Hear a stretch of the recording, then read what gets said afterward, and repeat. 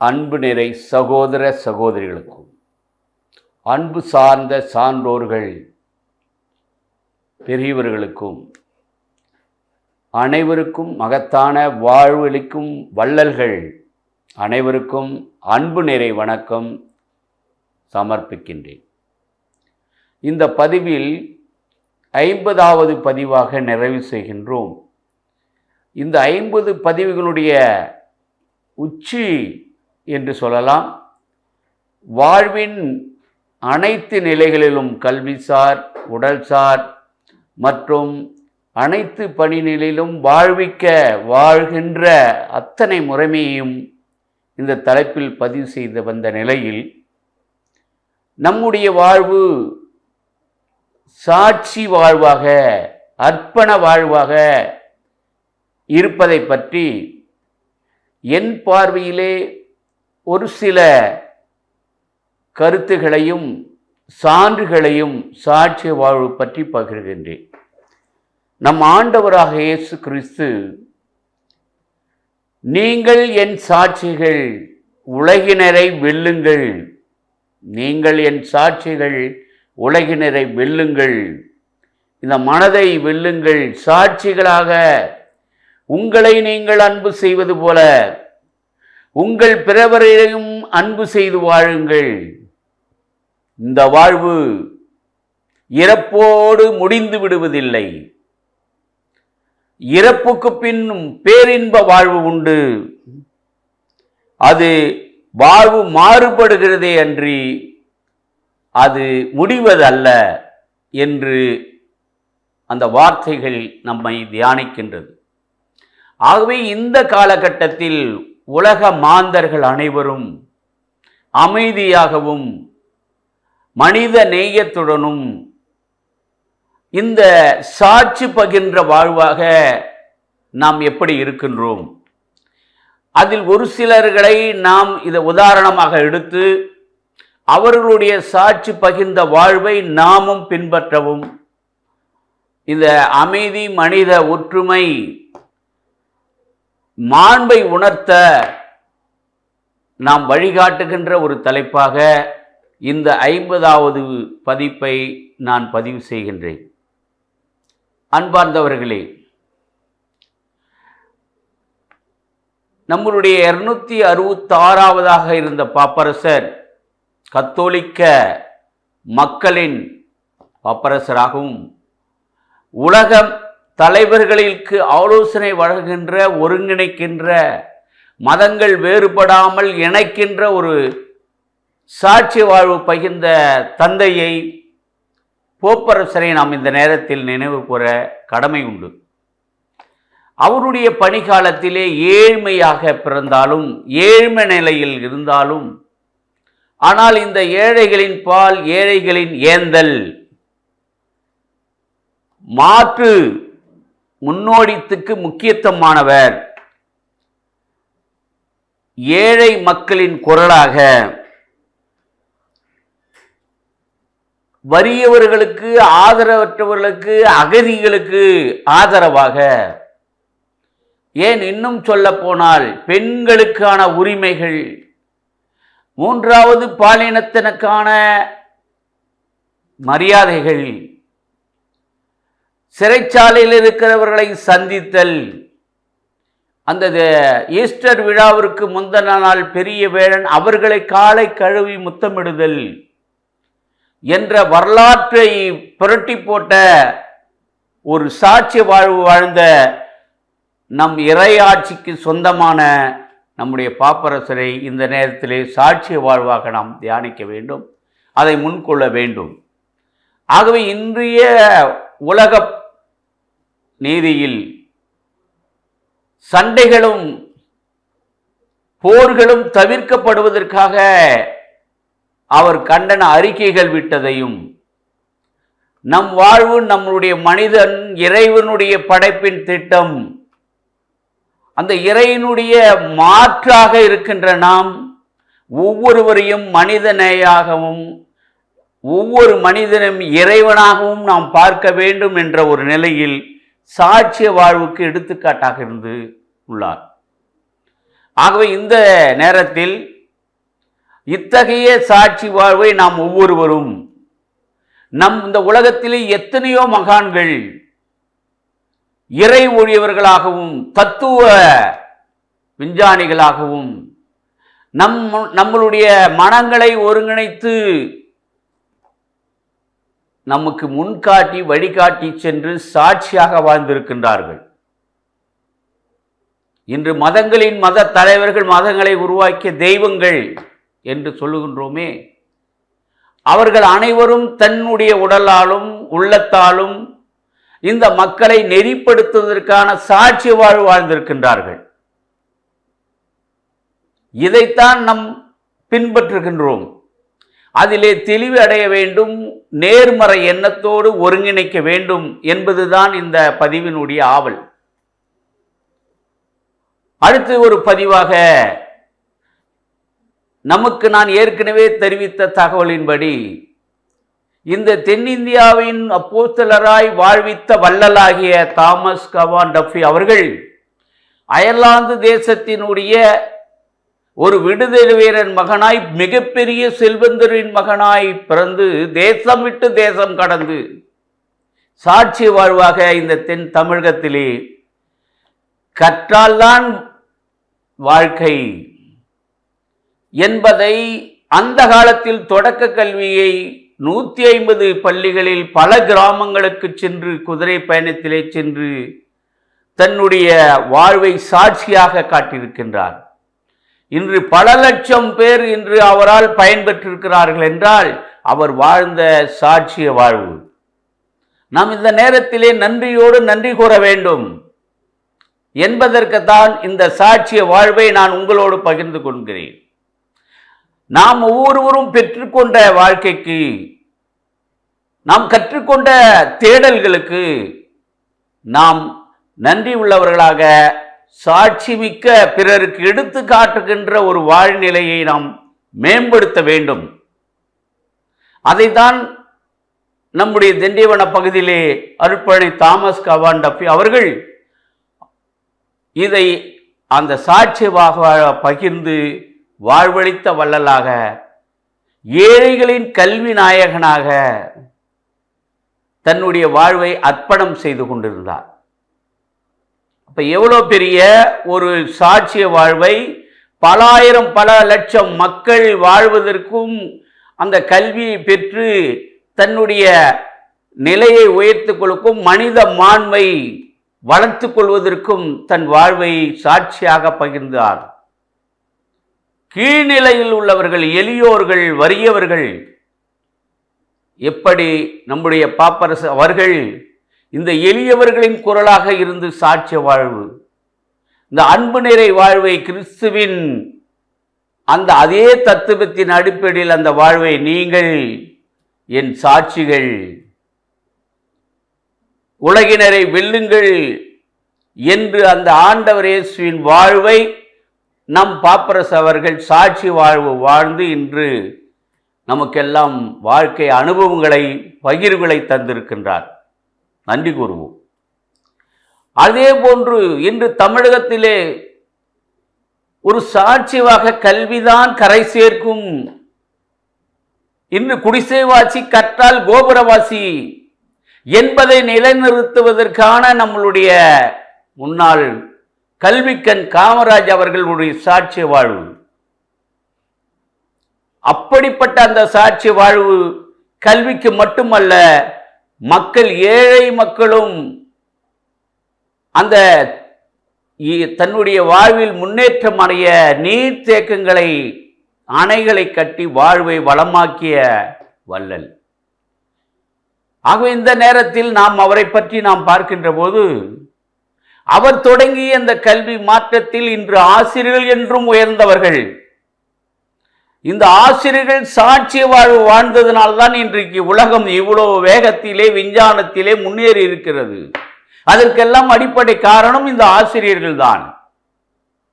நான் ஒரு விதத்திலே பிரணாப் முகர்ஜி ஜனாதிபதியாக என்ற பதவி ஏற்கின்ற பொழுது தான் தேடி வந்து தன்னுடைய முதல் வகுப்பு ஆசிரியரை சால்வை அணித்து பாதம் தொட்டு அதன் பின் பணியேறியதை நாம் அறிகின்றோம். ஆகவே இந்த உயர்ந்த நிலையில் உள்ள ஆசிரியர்கள், உயர்ந்த எண்ணம் கொண்டவர்கள், அவர்களுடைய வாழ்வு சாட்சிய வாழ்வாக அந்த வகுப்பறையில் அந்த மாணவர்களை முன்னேற்றத்திலே தன் உதாரணங்களை, தன் நிலைகளை பகிர்ந்து இன்றைக்கு எத்தனையோ ஆசிரியர்களால் தான் இந்த உலகம் வளர்ந்து இருக்கிறது. நாடு போற்றும் தலைவர்கள், விஞ்ஞானிகள் அனைவரும் எந்த கருப்பொருளில் உருவாக்கப்பட்டார்கள்? அந்த ஆசிரியருடைய கருப்பொருளில் உருவாக்கப்பட்டார்கள்.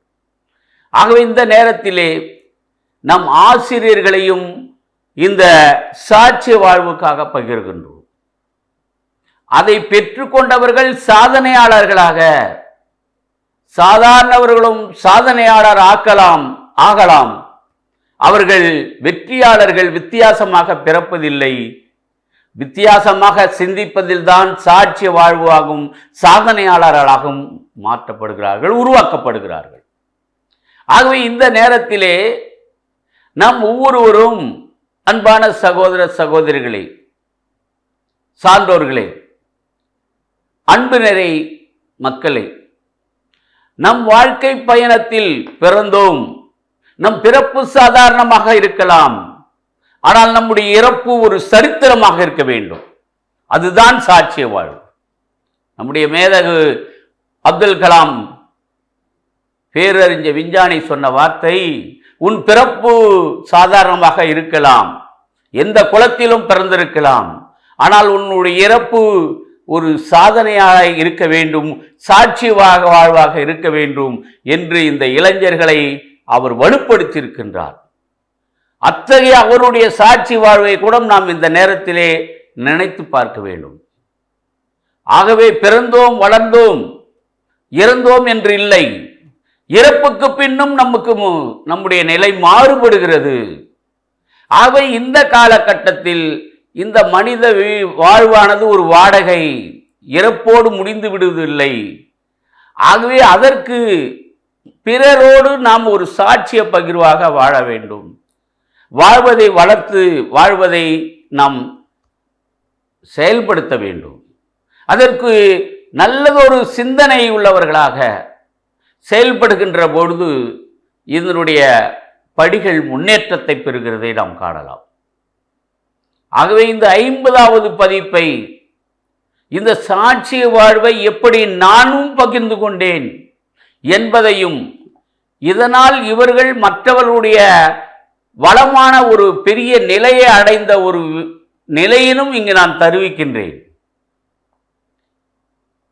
என்னுடைய அந்த கல்வி படிப்பை தாமஸ் கவான் டஃபி அவர்கள் தோற்றுவித்த அந்த படிப்பை என்னுடைய கிராமத்தில் இருக்கின்ற அந்த தந்தை VS அந்தோணிசாமி அவர்களால் 2 ஆண்டுகள் என்னுடைய முன்னாள் முதல்வர் அருட்பணி டொமினிக் ரொசரி அவர்கள் நம் சாட்சிய வாழ்வை, இந்த ஆசிரியர் பணியை மற்றவர்களுக்கு வாழ்ந்து அவர்களை வளப்படுத்துவதற்கான 2 ஆண்டு பயிற்சிகளை இந்த நேரத்திலே நினைக்கின்றேன். என்னுடைய தந்தை சின்னப்பன், என்னுடைய தாய் ஜி லில்லி திரேசா அவர்கள் இந்த சாட்சி வாழ்வுக்கு அவர்கள் வாழ்ந்ததை நான் பார்த்திருக்கின்றேன். அவர்கள் பிறருக்காக உதவி செய்வதிலும் ஆதரவு கொடுப்பதிலும், அந்த கல்வியை உடனிருப்பவர்களுக்கு மேன்மைப்படுத்துவதிலும் அக்கறையாக இருந்ததை எனக்கு அடிக்கடி சொல்வார்கள். குடிசைவாசி கற்றால் கோபுரவாசி என்று. அந்த தத்துவின் அடிப்படையில் நாம் எப்படி சாட்சி வாழ்வாக வாழ முடியும்? அவர்கள் தான் அதற்கு முன் உதாரணமாக இருப்பதை இந்த பதிவிலே ஆணித்தரமாக பதிவு செய்கின்றேன். அப்போது என்னுடைய பணியிலும், அலுவலர் பணியிலும், ஆசிரியர் பணியிலும் இத்தகைய பயணத்தோடு இந்த சாட்சி வாழ்வாக பிறரை உயர்த்துகின்ற ஒரு பணியில இருந்ததை நான் இந்த நேரத்திலே பதிவு செய்ய விரும்புகின்றேன். என்னுடைய பணிகாலத்தில் முக்கியமான ஒரு நிகழ்வு, நாடோடி இன மக்களாகிய நரிக்குறவர்கள், பூமாட்டிற்காரர்கள், ஈயம் பூசுகிறவர்கள் இந்த சமுதாயத்தினருக்கு சாட்சியாக இருக்க வேண்டும். அகில இந்திய அளவிலே போபாலில் நடைபெறும் 2 ஆண்டுக்கு ஒரு நடைபெறும் இந்த மக்களுக்கான கல்வி விழிப்புணர்விலே அவர்களுக்கு கல்வியை பெற்றுக்கொள்ள வேண்டும் என்ற ஒரு ஆதங்கத்தை அவர்களுக்கு சென்று அங்கே ஒரு 10 தடவை நாம் அவர்களுக்கு அந்த விழிப்புணர்வை கொடுத்திருக்கின்றேன். அது மட்டுமல்ல, இந்த மக்களுக்காக கல்வியை பெற்றால் வாழ்வை முன்னேற்ற முடியும், ஒரு சாட்சிய வாழ்வாக மேன்மைப்படுத்த முடியும் என்பதற்காக 18 ஆண்டுகள் பச்சை தலப்பா கட்டி நரிக்கூறவர் வாத்தியார் என்றும் தலப்பா கட்டிய தலைமை ஆசிரியரும் என்று இந்த நிலையில் அந்த மாணவர் அவர்களுக்காக எம்பிசி பட்டியலில் இருக்கின்ற அவர்களை எஸ்டி பட்டியலில் சேர்ப்பதற்காக பல முயற்சிகள், அந்த தலைவர்கள் தமிழகம் முழுவதும் சென்று டெல்லியும் சென்னையும் சென்று பல போராட்டங்கள் எல்லாம் செய்கின்ற நிலையில் அவர்களோடு பயணித்து நம்முடைய வாழ்வு ஒரு சாட்சிய வாழ்வாக இருக்க வேண்டும்.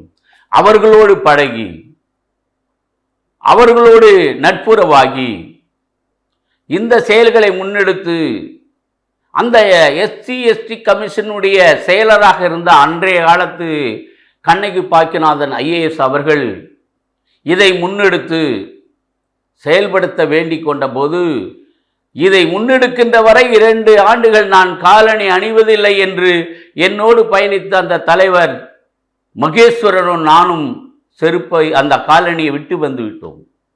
2 ஆண்டுகள் பின் அந்த அம்மையார் எங்களை அழைத்து தமிழக அரசின் சார்பாக மத்திய அரசுக்கு இந்த விண்ணப்பத்தை பரிந்துரைக்கிறோம் என்று எத்தனையோ பேர் அதுக்கு முயற்சி எடுத்தாலும் எங்கள் முன்னால் அந்த கையெழுத்தை போட்டு பரிந்துரை செய்தார்கள்.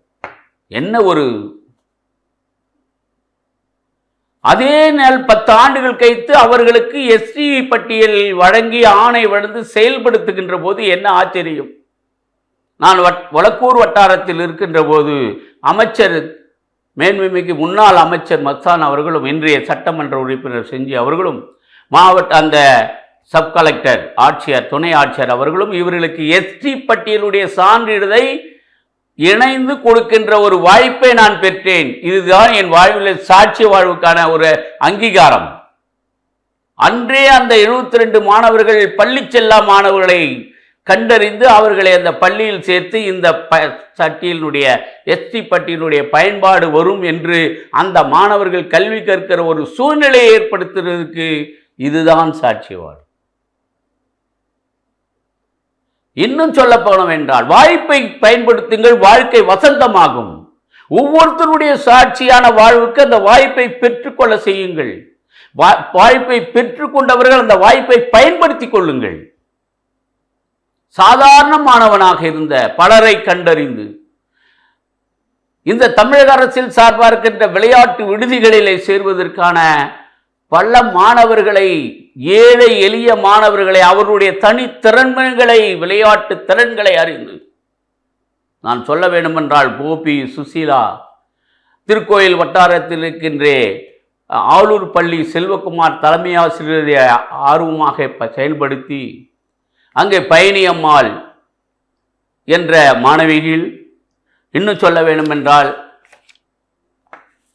பல நிலையில் இருக்கின்ற மாணவர்கள், 20க்கு மேற்பட்ட மாணவர்கள் இன்று தமிழக அளவிலும் இந்திய அளவிலும் சிறப்பு பெற்றிருக்கின்றார்கள்.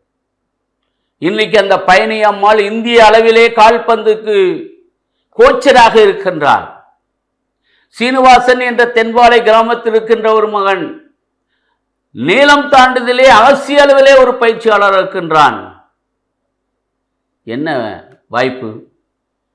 ஆகவே இதை நினைவு கூர்க்கின்ற போது நாம் நம்முடைய மனித பிறப்பில் பிறருக்கு சாட்சியாக, என் சாட்சிகளாக இருங்கள்.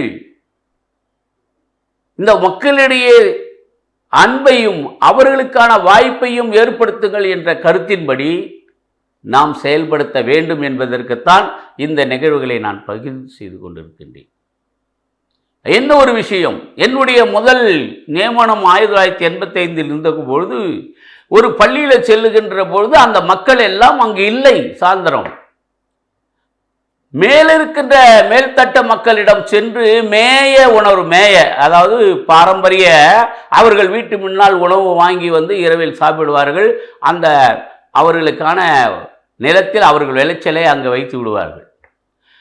அப்போதுதான் கல்விதான் உங்களை கரை சேர்க்கும், நீங்கள் கடினப்படுத்துங்கள், உழையுங்கள், படியுங்கள், ஆண்டவன் அடிமை இல்லை, தனி மனிதனுடைய மாண்பு முக்கியத்துவமானது, என்று அவர்களுக்கு அந்த விழிப்புணர்வை ஏற்படுத்தின விளைவில் 15 குடும்பம் தாங்க இன்று அவர்கள் அந்த அடிமையிலிருந்த தினத்திலிருந்து விடுவித்து அந்த சுய சிந்தனையிலே மனிதன் வாழ்வு வளப்பட வேண்டும் என்பதற்காக இன்றைக்கு அந்த மாணவர்களும் தங்களை வளப்படுத்தி இந்த வாழ்க்கை பயன்படுத்தி கொண்டதுதான் இந்த நேரத்திலே மிகப்பெரிய தகவலாக சொல்லுகின்றேன். சாட்சிய வாழ்வாக வாழ்ந்ததின் அடிப்படையிலே அந்த பிள்ளைகளும் இன்று சத்தியமங்கலம் பள்ளியினுடைய மேல்நிலை பள்ளியினுடைய பொறுப்பு தலைமை ஆசிரியராக அருள்தாஸ், ஜேம்ஸ் சகாயம் என்ற 2 தொடக்கப்பள்ளி தலைமை ஆசிரியர்களும், சத்யா புனிதா என்ற தமிழ் ஆங்கில பட்டதாரி தலைமை ஆசிரியர்களும் இன்று மாபெரும் சாட்சியாக இன்றைக்கு விளங்குகின்றார்கள் என்றால் அதுதான் நாம் ஒவ்வொருவரும் ஒவ்வொரு பயணத்தில் எத்தகைய சாட்சியாக நாம் வாழ்ந்திருக்கிறோம் என்பதை நாம் பதிவு செய்து அதை நாம் மேலாய்வு செய்வதற்காக இந்த நேரத்தில் உங்களுக்கு பதிவு செய்கின்றேன். ஆகவே ஒரு வாழ்வு என்பது ஒரு தனிப்பட்ட மனிதன் அல்ல, தன் குடும்பம், தன்னுடைய பகுதிகள், தன்னுடைய கிராமம் இப்படி வளர்ந்து கொண்டிருக்கின்ற போது அந்த பணியிடத்தில் என்ன செய்திருக்கின்றோம், அதற்கான வாய்ப்புகளை அரசு செய்து கொண்டிருக்கிறது. அந்த வாய்ப்புகளை தேடி அந்த மாணவர்களுக்கும் அந்த சகோதரர்களுக்கும் நாம் பணியை செய்ய அழைக்கப்பட்டிருக்கிறோம், தெரிந்தெடுக்கப்பட்டிருக்கிறோம். இன்று அழைக்கப்பட்டவர்களோ பலர், தெரிந்து கொள்ளப்பட்டவர்களோ சிலர். அந்த தெரிந்து கொள்ளப்பட்ட சிலரில் இந்த சாட்சிய வாழ்வாக வாழ்கின்ற ஒரு நிலையை நாம் அறிகிறோம். அத்தகைய வாழ்வை ஒவ்வொருவரும் மேம்படுத்துகின்ற பொழுது இந்த தேசம் அல்ல, இந்த உலகம் அல்ல, அன்புநரை ஒரு நிலையிலே உயர்ந்து கொள்ளும். ஆகவே நாம் சிந்திக்கின்ற பொழுது சுய ஒழுக்கம், பொறுமை, விடாமுயற்சி, கவனம், ஞானம் இவைகளை ஒருங்கிணைத்து செயல்கின்ற ஒரு நிலையும் புதிய நேர்மறை எண்ணத்தோடு சித்தாந்தத்தின் சித்தத்தின்படி உதவிகரம் செய்து நாம் பிறருக்கு உதவிகரம் செய்வது, அந்த நிலையில் நாம் நமக்கே உதவி செய்து கொள்கிறோம். இந்த தலைப்பை நாம் பார்க்கின்ற போது சாட்சிய வாழ்வு செய்கின்ற போது நாமே நம்மை மேன்மைப்படுத்திக் கொள்கிறோம்.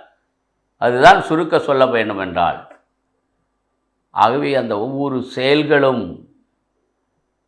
சிந்தனைகளும் நல்ல நேர்மறை எண்ணங்களும் வடிவமைக்கப்படுகின்ற போதுதான் இந்த திடமான ஒரு சாட்சியாக நாம் வாழ முடியும். ஆகவே நான் சொன்ன இந்த ஆசிரியர்கள் இதை உதாரணமாக எடுத்துக்கொண்ட என்னுடைய பயணம் இன்று 50வது பதிவாக பதிவு செய்வதில் இந்த பகிர்வு மேற்கொண்ட நான் 49 தலைப்புகளை பார்க்கின்ற போது ஒவ்வொரு தலைப்புகளும் நான் இந்த பதிவிலே பதிவு செய்கின்ற போது ஒவ்வொரு மாற்றத்தையும் மனித வாழ்வை சம்பந்தமாக நாம் வளப்படுத்துகின்ற அல்லது தடுத்து கொள்ளுகின்ற அன்புநெறி சமூகத்தை உருவாக்குவதற்காகத்தான் இந்த தலைப்புகளுடைய மேன்மைப்படுத்துகின்ற தலைப்பாக இந்த சாட்சிய வாழ்வை நான் பகிர்கின்றேன். இன்னும் சொல்ல வேண்டும் என்றால் நம்முடைய இறையடியார்கள் அவர்கள் தங்களுடைய அகிம்சையினுடைய நிலையிலும் எப்படி சாட்சி வாழ்வாகாது, நம்மளுக்கு எப்படி ஒரு சுதந்திரத்தை வாங்கி தந்தார்கள். அவர்களுடைய எளிய சாட்சி வாழ்வு, அவர்களுடைய முற்போக்கான சிந்தனை, அவர்கள் இந்த நாட்டிற்கான செய்ய தியாகங்கள், உயிரே விட்ட தியாகிகள் எத்தனை பேர். நாம் இன்றைக்கு மனித வளம் வாழ்கின்றோமே, இன்று நம்மளுடைய தேசத்தை காப்பதற்காக எத்தனை பேர் சாட்சியாக இந்த நேரத்தில் இருக்கின்றார்கள். அதையெல்லாம் இன்று நாம் வளமாக நம் வீடுகளில் வாழ்கின்றோம், அலுவலகங்களுக்கு செல்லுகின்றோம். இந்த பாதுகாப்பாக இருப்பதற்காக நம் எல்லையிலே பாதுகாக்கின்ற சாட்சியாக இருக்கின்ற இராணுவத்தினை நினைத்து பார்க்கின்றோம்.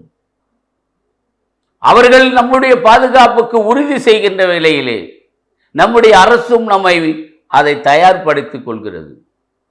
ஆகவே அவர்களுடைய சாட்சிகள் இன்று ஒவ்வொரு மனிதனுக்கும் அது சான்றாக விளைந்து கொண்டிருக்கிறது. ஆகவே சிந்தனை செய்வோம் அன்பு சகோதரர்களே, சகோதரிகளே. நீங்கள் யாரும் மனிதர்கள் அல்ல, இறைவனுடைய படைப்பு, இறைவனால் உருவாக்கப்பட்ட இறைவனான நிலையில் இருக்கின்ற நாம் அந்த மனிதர்களை ஒவ்வொருவரையும் சகோதர சகோதரிகளாக, இறைவனுடைய மறு உருவமாக நம்முடைய பாப்பரசர் பிரான்சிஸ் அவர்கள் இந்த உலகத்திற்கு கொடுத்த அன்பு செய்தியும் இந்த சாட்சிய வாழ்வாக அவர் பகிர்ந்ததையும் நாம் எண்ணி இன்றைய தினத்தில் இருந்து ஒவ்வொருவரும் அத்தகைய நிலையை மேம்படுத்த நாம் செயல்படுவோம். ஆகவே நமக்கு எத்தனையோ எனக்கு முன்னோடியாக இருந்தவர்களை நான் பகிர்ந்தேன். அப்போது ஒவ்வொருவருக்கும் ஒவ்வொரு சாட்சிய வாழ்வாக இருந்தவர்கள் இருக்கின்றார்கள். நீங்கள் அறிந்திருப்பீர்கள். அவர்களை இந்த நேரத்தில் எண்ணி பாருங்கள். உங்கள் பெற்றோர்கள் தியாகம்தான், அந்த சாட்சிய வாழ்வுதான் இன்று நாம் இருக்கின்றோம். அதை நாம் நினைத்து பார்க்க வேண்டும். இப்படி நினைத்து பார்க்கின்ற போது எந்த பெற்றோரும் முதியோர் இல்லத்தில் இருக்க மாட்டார்கள். அவர்கள் வாழ்ந்த வாழ்க்கை, அவர்கள் நேசித்து வளர்த்த நம்மை இந்த சாட்சிய வாழ்வுக்கு அர்ப்பணித்தவர்கள் அவர்கள். இன்று பல நிலையில் தெய்வங்களாக தன்னையே உருவெடுத்து சாட்சியாக வாழ்ந்த வள்ளலார் இருக்கின்றார், நபிகள் நாயகம் இருக்கின்றார், அவர்களுடைய புத்தர் இருக்கின்றார். இவர்கள் தந்த படிப்பினைகள் என்ன, அவர் வாழ்வினுடைய சாட்சிகள் என்ன, இதை நாம் காதால் கேட்பது மட்டுமல்ல, அதை உள்வாங்கி நாம் சிந்தித்து நேர்மறை எண்ணங்களோடு, நல்ல எண்ணங்களோடு அதை உருவாக்கி செயல்படுத்தி செயலாக சாட்சிய வாழ்வாக வாழ வேண்டும். இத்தகைய வாழ்வை வாழ்வதற்குத்தான் நாம் அழைக்கப்பட்டிருக்கின்றோம். அதற்கான ஆலோசனைகளையும் படிப்பனைகளையும் நமக்கு இந்த உலகத்திலே வளர்த்து கொடுக்கின்றார்கள். மதம் சார்ந்தும் கல்வி சார்ந்தும் நெறிப்படுத்துகின்ற ஒரு தத்துவங்களை நாம் இந்த வாழ்வு இந்த உலகத்தில் இறப்போடு முடிந்து விடுவது அல்ல என்பதை எண்ணி ஒவ்வொருவருக்கும் இந்த உலகத்தில் வாழ்ந்ததற்கு ஏற்ற மறுவாழ்வு உண்டு என்பதை நாம் இந்த நேரத்தில் சிந்திப்பதற்காகவும் செயல்படுத்துவதற்காகவும் நாம் சாட்சி வாழ்வை பகிர வேண்டும். உங்கள் வாழ்வின் ரகசியம், உங்கள் வாழ்வினுடைய தேடல், இவைகளெல்லாம் நிலைநிறுத்துவதற்கு மற்றவருக்கு சாட்சியாக பகருங்கள். நீங்கள் என் சாட்சியாக இருங்கள் என்று ஒவ்வொரு பெரியவர்களும் நம்முடைய படைப்பின் இறைவனும் கேட்பதற்கென விரும்புவதற்கென நாம் ஒன்றிணைவோம். நம்முடைய செயல்களை சிந்தித்து செயல்படுவோம். ஒவ்வொரு வாழ்வும் மேன்மைப்படுத்த வேண்டும். அந்த மேன்மைப்படுத்துகிறது பிறரையும் மேன்மைப்படுத்த வேண்டும், பிறரால் சாட்சி பகர வேண்டும் என்பதை இந்த தருணத்திலே இந்த பதிவாக நிறைவு செய்து, வாழ்க வளமுடன் என்றும் இந்த 50வது பதிப்பை மிக மகிழ்ச்சியாக